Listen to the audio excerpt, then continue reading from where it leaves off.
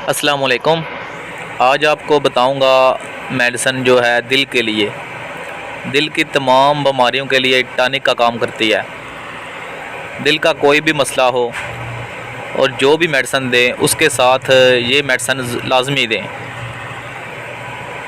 दिल का दर्द हो या कोलेस्ट्रॉल की वजह से हाई बीपी हो या दिल का दौरा पड़ता हो, अंजाइना हो, मतलब दिल की तमाम बीमारियों के लिए ये टॉनिक का काम करता है।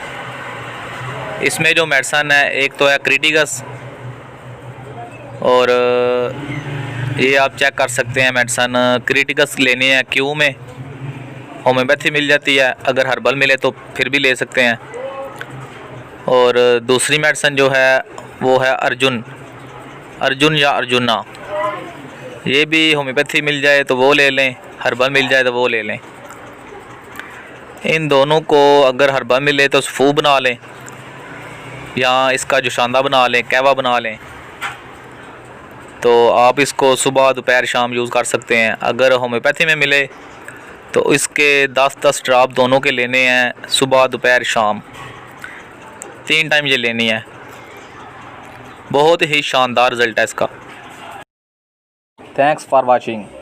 Like, comment, share and subscribe my channel.